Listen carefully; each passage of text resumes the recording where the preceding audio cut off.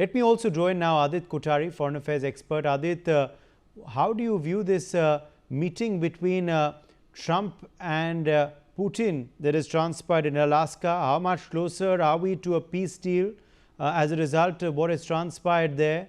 And how do you believe, Adit, this has been finally perceived by Zelensky, who did have a phone call with Trump soon after that meeting?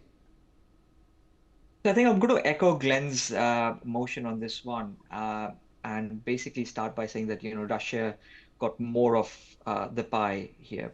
I mean, they got global recognition for so long, the last 3.5 odd years. You were trying to sort of, push Russia into a sort of corner and isolate them, and that obviously hasn't worked. And now you've basically rolled out the red carpet and welcomed Putin.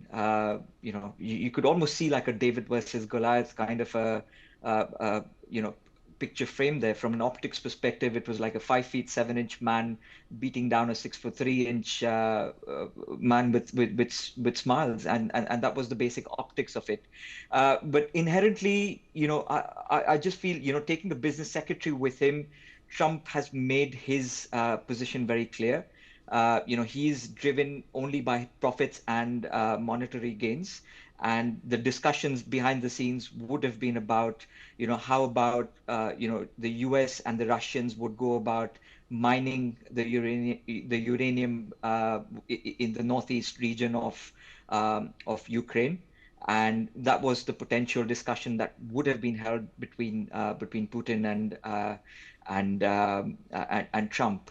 As a consequence, the ball is now pretty much in Zelensky's court, where, whether he wants to cede the 20% of Ukraine's land to Russia and also provide sureties to Vladimir Putin that, he would never join, or rather Ukraine would never join NATO, and they would never allow any of the NATO weapon systems to be housed in Ukrainian soil.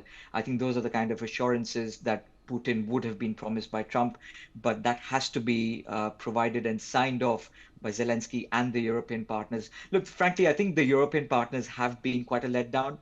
It all started off with Boris Johnson trying to deflect his Partygate issue. So, he tried to sort of prop up Zelensky during the early part of 2022, and that sort of set the next set of ball rolling. The European partners are pretty much on a very weak stand, and they need to demonstrate to their local electorate that they are supporting Ukraine against Russia, or else it's doomsday for them. So, they're all trying to fight for their own political relevance at this point. So, like Glenn said, I don't think Europe is going to be, Europe is going to be completely bamboozled, and they're going to be completely lambasted in the grand scheme of things. Trump is probably going to be able to arm twist Zelensky, saying that, either, you support this particular trade talks and the peace talks, or we do not supply anything going forward, and you're completely on your own.